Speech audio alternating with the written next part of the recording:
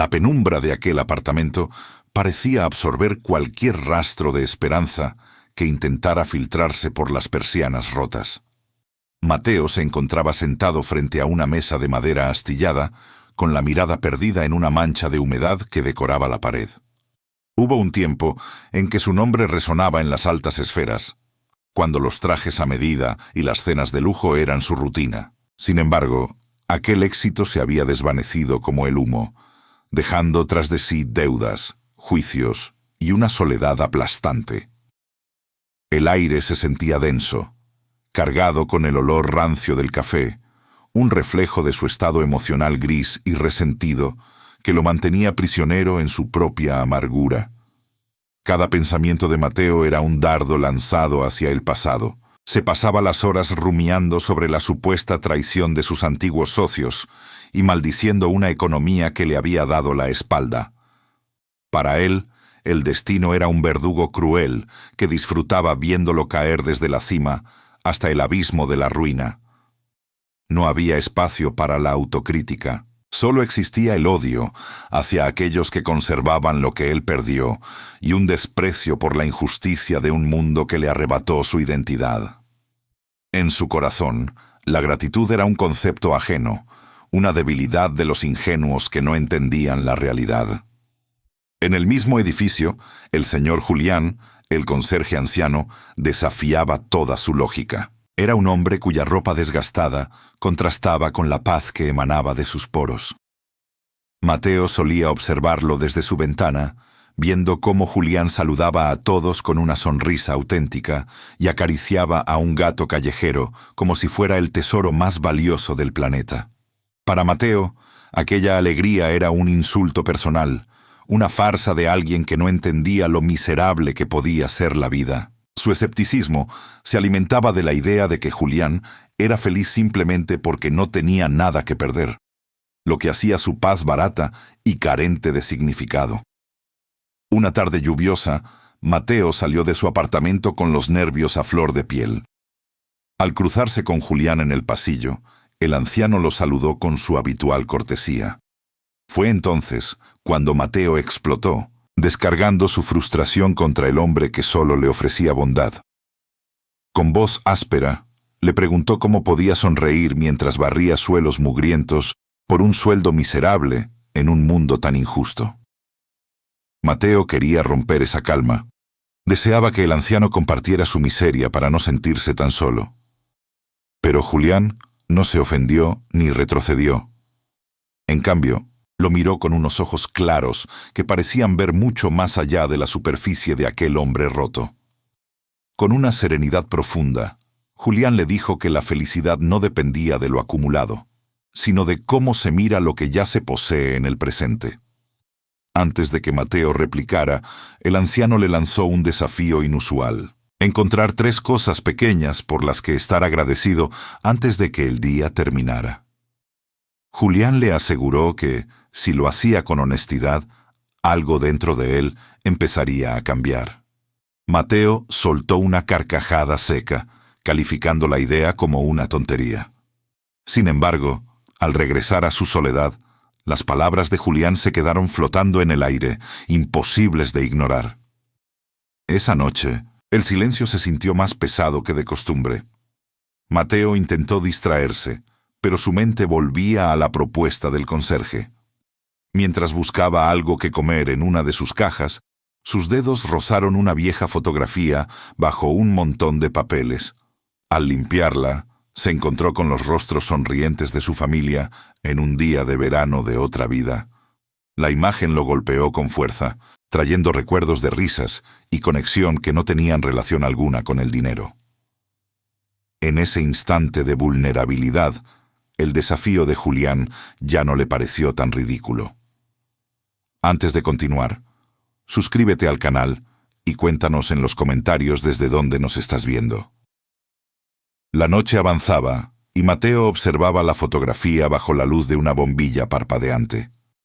Por primera vez en muchos meses, el nudo de rabia en su pecho parecía aflojarse un poco, dejando espacio para una pregunta que empezaba a arder en su interior. ¿Había estado ignorando las pocas luces que aún quedaban por estar demasiado ocupado maldiciendo las sombras?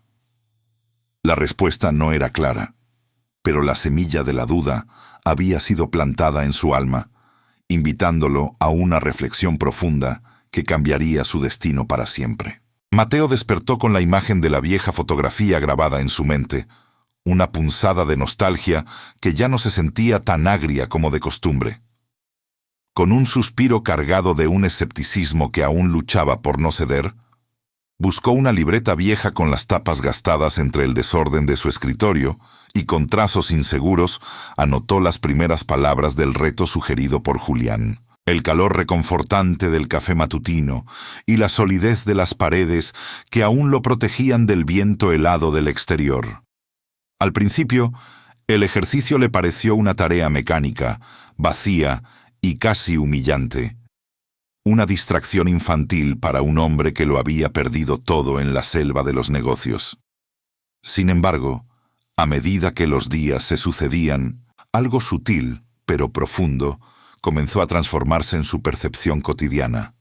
Sus ojos, antes entrenados exclusivamente para detectar solo las grietas en el techo y las manchas de la alfombra, empezaron a detenerse en la danza hipnótica de las motas de polvo bajo un rayo de sol, o en la extraña y sencilla satisfacción de tener una cama bien tendida. Este incipiente cambio de enfoque fue puesto a prueba de manera brutal, cuando un golpe seco y autoritario resonó en su puerta una mañana gris. Al abrir, se encontró con la figura gélida de su antiguo acreedor, un hombre de mirada implacable y traje oscuro que representaba todas sus pesadillas financieras. Las palabras del visitante fueron como ráfagas de granizo, una última deuda olvidada, un plazo legal vencido y la amenaza inminente de un desahucio que lo dejaría en la calle en menos de una semana. La vieja amargura de Mateo rugió de inmediato en su pecho, instándolo a gritar, a maldecir la injusticia del sistema y a hundirse de nuevo en el pozo del odio que tan bien conocía. La tentación de volver a culpar al mundo entero por esta nueva embestida del destino era casi irresistible. Pero la voz pausada de Julián resonó con una claridad asombrosa en su memoria, recordándole que la perspectiva es la única propiedad sagrada que nadie puede arrebatarnos sin nuestro consentimiento. Sintiendo la necesidad imperiosa de encontrar respuestas ante el abismo que se abría a sus pies, Mateo decidió buscar al anciano conserje para pedirle consejo. Lo encontró en su pequeña habitación de servicio, un espacio apenas más grande que un armario, pero impregnado de un orden casi monástico y un olor a lavanda que contrastaba con la miseria del edificio. Al verlo, Mateo se detuvo en seco, sintiendo un nudo en la garganta. Julián estaba sentado en un sillón raído de terciopelo, envuelto en una manta de lana gruesa, con el rostro más pálido que de costumbre y una respiración que silbaba con un esfuerzo evidente. El hombre estaba lidiando con una enfermedad grave en el más absoluto y digno de los silencios, sin quejas, sin lamentos y sin buscar la compasión de nadie. La sorpresa de Mateo se transformó rápidamente en una mezcla de admiración y confusión absoluta.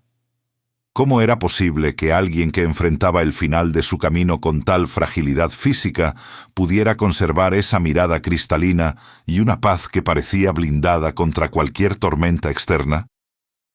Fue entonces cuando Julián, con una voz debilitada por la fatiga, pero cargada de una firmeza inquebrantable, decidió abrir las puertas de su pasado más doloroso. Con una calma que erizaba la piel y humedecía los ojos, le confesó a Mateo que décadas atrás él también lo había tenido todo. Una familia amorosa, un hogar lleno de risas infantiles y un futuro lleno de promesas. Sin embargo, un accidente de tráfico en una noche de lluvia implacable le arrebató a su esposa y a sus 2 hijos en un solo instante trágico, dejándolo solo en un mundo que, de repente, carecía de cualquier sentido lógico. Julián le explicó a un Mateo petrificado por el asombro que la gratitud no fue para él una elección fácil ni poética, sino el único salvavidas que encontró para no hundirse definitivamente en la locura del dolor y el resentimiento.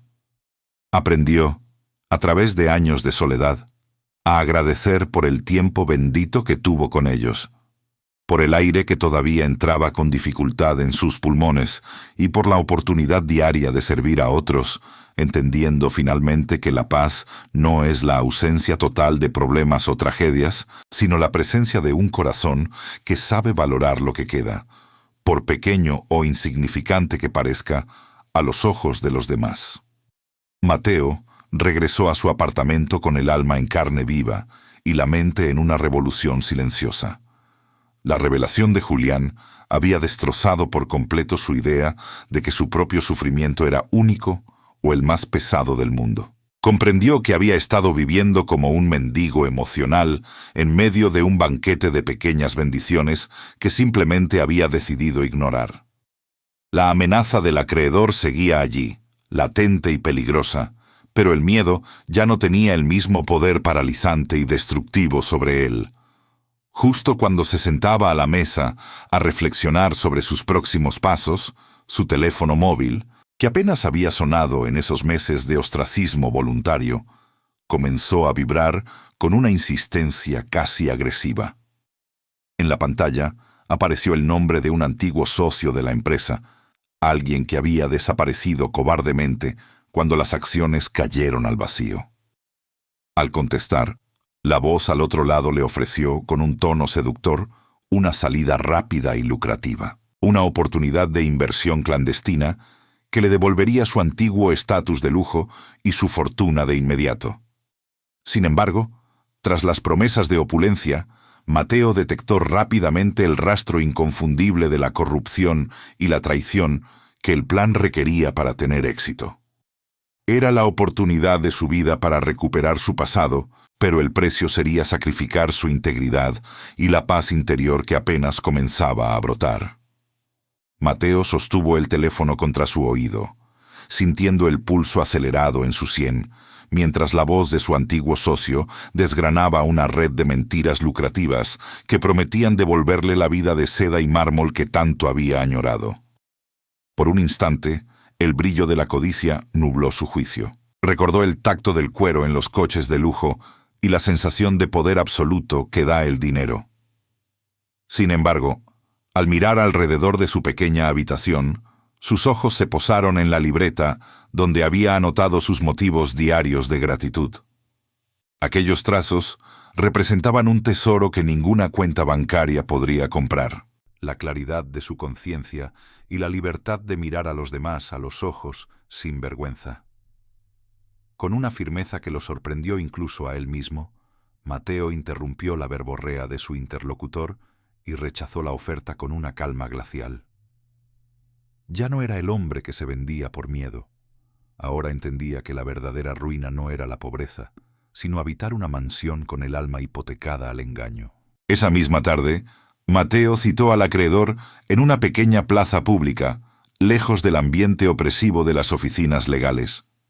El hombre llegó con su semblante de piedra, listo para una batalla, pero se encontró con algo totalmente distinto. Mateo no se escondió tras tecnicismos ni falsas promesas. Con una honestidad desarmante, le explicó su situación financiera real, admitió sus errores pasados y presentó un plan de pagos modesto pero constante, basado en el nuevo empleo que había conseguido como gestor administrativo. El acreedor, acostumbrado al cinismo de los deudores, guardó silencio durante un largo minuto, observando la nueva luz en la mirada de Mateo. Algo en la integridad del antiguo empresario lo conmovió, y para sorpresa de ambos, el hombre aceptó el trato con un apretón de manos, otorgándole el tiempo y la dignidad que necesitaba para reconstruir su vida desde los cimientos, reconociendo que la honestidad valía más que cualquier garantía legal. A partir de ese día, Mateo comenzó a experimentar la paradoja más hermosa de la existencia.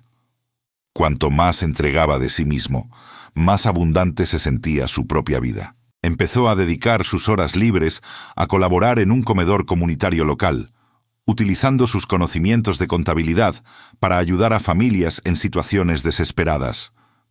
En cada plato de comida servido y en cada asesoría gratuita, Mateo descubría que la gratitud se multiplicaba exponencialmente cuando se compartía con el prójimo.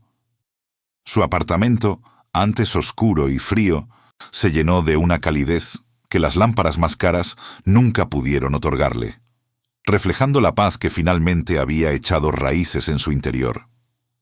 Ya no despertaba con el peso del resentimiento, sino con la curiosidad de descubrir qué pequeñas bendiciones le traería el nuevo amanecer, entendiendo que el servicio era la forma más pura de agradecer su propia redención. Sin embargo, el destino le tenía reservada una última y dolorosa lección de amor. Una mañana, al buscar al señor Julián para contarle sus progresos, encontró la puerta de su pequeña habitación entreabierta. El silencio era diferente, cargado de una solemnidad absoluta. El anciano conserje había partido durante la noche, durmiendo plácidamente con una sonrisa leve, como si finalmente hubiera ido al encuentro de la familia que tanto había amado. Sobre la mesa de noche, junto a una flor fresca en un vaso de agua, descansaba un sobre amarillento dirigido a Mateo. Con manos temblorosas, lo abrió y leyó las últimas palabras de su maestro. La paz es el lenguaje de un corazón agradecido. Cuida tu jardín interior y nunca te faltará nada. Mateo no se derrumbó. Aunque las lágrimas rodaban por sus mejillas, sentía una gratitud oceánica por haber conocido a aquel hombre que le enseñó el arte de vivir de verdad. Semanas después, Mateo caminaba por el parque bajo el resplandor de un sol de tarde que bañaba los árboles de tonos dorados. Se detuvo en un banco, observando el juego de los niños y el vuelo de los pájaros, respirando con una plenitud desconocida. Sus bolsillos estaban prácticamente vacíos y su ropa era sencilla, pero al cerrar los ojos y sentir el calor del sol en su rostro, supo con absoluta certeza que era el hombre más rico del mundo. Había aprendido que la felicidad no se encuentra en el éxito material, sino en la capacidad de bendecir el camino, con sus espinas y sus rosas. La gratitud había sido la llave que abrió su prisión mental, recordándole que el mayor de los milagros es estar vivo y tener la oportunidad de agradecer por ello un día más. Pues la paz real no es un regalo del azar, sino la cosecha de un corazón agradecido.